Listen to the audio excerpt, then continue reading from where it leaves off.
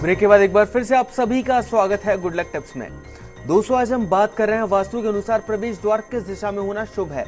तो आगे बढ़ते हैं और पंडित जी से जान लेते हैं प्रवेश द्वार के आसपास क्या होना अशुभ है और क्या होना शुभ है। मुख्य द्वार के ठीक सामने कोई पेड़, दीवार, खंबा, गंदा पानी, कीचड़ युक्त पानी, हैंडपंप या मंदिर की छाया नहीं होनी चाहिए। घर के मुख्य द्वार की जो चौड़ाई है उसकी ऊंचाई से आधी होनी चाहिए। आपके घर का जो मेन डोर है वो छोटा और पीछे का जो दरवाजा है वो बड़ा होना, जो फाइनेंशियल सिचुएशन को सबसे ज्यादा नेगेटिव इम्पैक्ट देता है। जब भी आप अपने घर के अंदर एंटर करें, मुख्य द्वार खोलें, तो उसके ठीक सामने सीढ़ियां जो हैं वो शुभ नहीं मानी जाती है। और ध्यान रखिए, आपके घर का जो दरवाजा है वो हमेशा अंदर की ओर खुलना चाहिए और दरवाजा खोलते और बंद करते समय किसी भी प्रकार की चरमराहट की जो आवाज है वो शुभ संकेत नहीं मानी जाती है। अक्सर आप सुनते होंगे कि घर में घुसते ही 3 दरवाजे जो हैं वो एक सीध में नहीं होने चाहिए, जिससे एक लक्ष्मी आती है और बाहर निकल जाती है। मुख्य द्वार जो है, मेन डोर जो है, वो घर के अन्य सभी दरवाजों से थोड़ा सा बड़ा होना चाहिए। घर के मुख्य द्वार पर मेन डोर के ऊपर कभी भी बेल आदि नहीं लगानी चाहिए और इसके सामने कोई वृक्ष भी नहीं होना चाहिए। इससे द्वार, इसे हम द्वारवेद कहते हैं। वास्तुशास्त्र के सिद्धांतों के अनुसार सकारात्मक दिशा के द्वार जो घर वाले जो हैं उनको लक्ष्मी, ऐश्वर्य, पारिवारिक सुख और वैभव प्रदान करते हैं, जबकि नेगेटिव दिशा में जो मेन डोर है वो जीवन में नाना प्रकार की समस्याओं को उत्पन्न करते हैं। अतः द्वार को बनाते समय सावधानी रखने की आवश्यकता होती है। नए भवन के मुख्य द्वार में किसी पुराने घर की चौखट कभी काम में मत लीजिए। दरवाजे, कड़ियों की लकड़ी का प्रयोग ना करें। कोई पुराना सामान नहीं, जो भी करना है नया लीजिए। मेन डोर आपके घर के सभी दरवाजों से बड़ा होना चाहिए, किसी प्रकार का कोई अवरोध नहीं होना चाहिए। मेन डोर का जो आकार है वो आयताकार रखें। इसके पीछे सभी जो कोण हैं, आड़े, तिरछे, न्यून या अधिक कोण न होकर समकोण हो। आजकल अलग अलग डिजाइन के त्रिकोण, गोल, वर्गाकार या बहुभुज की आकृति बना देते हैं दरवाजे जो है मेन डोर। ऐसा मत बनाइए, बिल्कुल आयताकार उसमें बनाइए। विशेष ध्यान दें, कोई भी द्वार विशेषकर मेन डोर खोलते या बंद करते समय कर्कश ध्वनि पैदा नहीं होनी चाहिए। जमीन पर घिसट कर या टकरा कर चलने वाले जो दरवाजे हैं वो घर में कलह कलेश को पैदा करते हैं। प्रयास करें कि दरवाजे भीतर खुलने वाले हों, क्योंकि बाहर की ओर खुलने वाले जो दरवाजे हैं वो नेगेटिव ऊर्जा उत्पन्न करते हैं। आजकल फ्लैट कल्चर आ गई है और फ्लैट कल्चर के अंदर जो मेन डोर है उसका जो संबंध है, सीधा जो संबंध है फ्लैट कल्चर के अंदर, वो हम किसको माने? बिल्डिंग जो मेन जो आपका जो भवन है उसके अंदर या फ्लैट? तो आप जैसे लिफ्ट से ऊपर चढ़े और सीधा जब आप फ्लैट में घुसते हैं तो वो जो फ्लैट है वो आपका मुख्य द्वार है। पंडित जी, मुख्य प्रवेश द्वार के क्या प्रभाव होते हैं उसके बारे में जानना चाहेंगे हम आपसे। मुख्य द्वार अगर उत्तर या पूर्व दिशा में स्थित है तो ये आपके लिए समृद्धि और शोहरत लेके आता है, क्योंकि ईस्ट और नॉर्थ फेसिंग घर हम सबसे शुभ माने जाते हैं, पॉजिटिव एनर्जी आती है। प्रवेश द्वार पूर्व में है, पश्चिम दिशा में है तो ये आपको खुशियां और संपन्नता प्रदान करते हैं। यदि आपका घर का प्रवेश द्वार मेन डोर उत्तर व पश्चिम दिशा में है तो ये समृद्धि तो प्रदान करते हैं, लेकिन यह भी देखा गया है कि ऐसे घर में रहने वाले जो सदस्य हैं उनका जो रुझान है वो अध्यात्म की ओर बढ़ा देता है।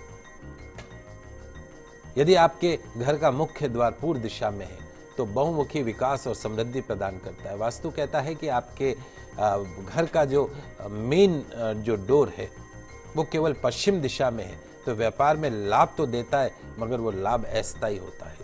शनि की जो अनस्टेबिलिटी वो घर में प्रवेश करती है। किसी भी सिचुएशन में दक्षिण पश्चिम में प्रवेश द्वार बनाने से बचें। दक्षिण पश्चिम में प्रवेश द्वार बनाने का मतलब है परेशानियों को आमंत्रण देना। सरल से उपाय और आज मैं आपको बता रहा हूं कैसे आप अपने घर के द्वार दोष को दूर कर सकते हैं। तो पश्चिम दिशा में द्वार दोष उत्पन्न होने पर रविवार को सूर्योदय से पूर्व दरवाजे के सम्मुख नारियल के साथ कुछ सिक्के किसी लाल कपड़े में बांधकर लटका दें। द्वार दोष जो है वो आपका दूर हो जाएगा। दक्षिण दिशा में घर का मुख्य द्वार कभी भी शुभ नहीं माना जाता, जिसे हम साउथ फेसिंग कहते हैं। ऐसे घर जो साउथ फेसिंग हो, ऐसे घर में लगातार परेशानियों का सामना करना पड़ता है। तो वहां के लिए हम अक्सर कहते हैं कि मुख्य द्वार पे एक तो पंचमुखी हनुमान जी की तस्वीर लगा दीजिए। बुधवार या गुरुवार को नींबू या 7 कोड़िया धागे में बांधकर लटका देना चाहिए। वास्तु के अनुसार यदि उत्तर का दरवाजा हमेशा लाभकारी माना जाता है, तो वहां यदि द्वार दोष उत्पन्न होता हो तो भगवान विष्णु की आराधना करें, पीले पुष्प की माला दरवाजे के ऊपर लगाएं, लाभ प्राप्त होगा। दोस्तों, वास्तु शास्त्र जो है वो तोड़फोड़ का शास्त्र नहीं है।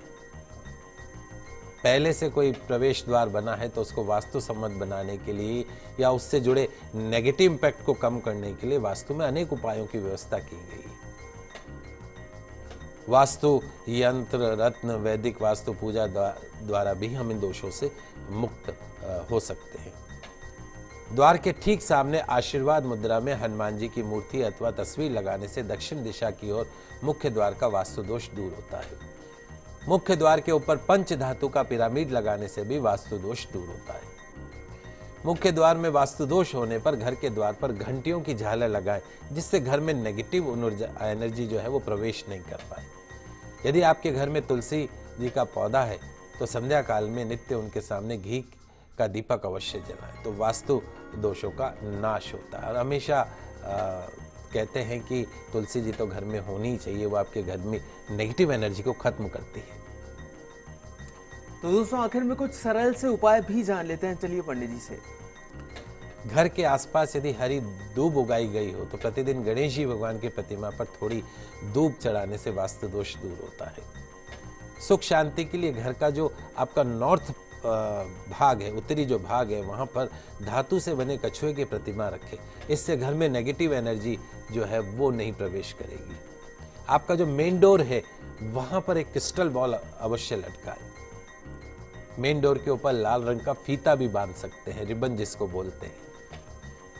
और यदि कोई टी पॉइंट बन रहा हो तो बाहर की तरफ एक जो भगवा दर्पण आता है, अष्टकोणीय गिलास जिसको बोलते हैं, वो स्थापित कीजिए। यदि घर का द्वार खोलते ही सामने सीढ़ी पड़ती हो तो उस सीढ़ी के ऊपर पर्दा लगा दीजिए। आपका घर का जो मेन डोर है उसके दोनों तरफ अगल बगल ऊपर रोली, कुमकुम, हल्दी, केसर इत्यादि को घोलकर स्वस्तिक का चिन्ह बनाए, ओम का चिन्ह बनाए, शुभ लाभ लिखे वहां पर। आपके मेन डोर के बाहर त्योहारों के समय अपनी सामर्थ्य अनुसार रंगोली बनाना या बनवाना शुभ संकेत माना जाता है। मां लक्ष्मी को आकर्षित करता है और नेगेटिव एनर्जी को घर के प्रवेश करने से रोकता है।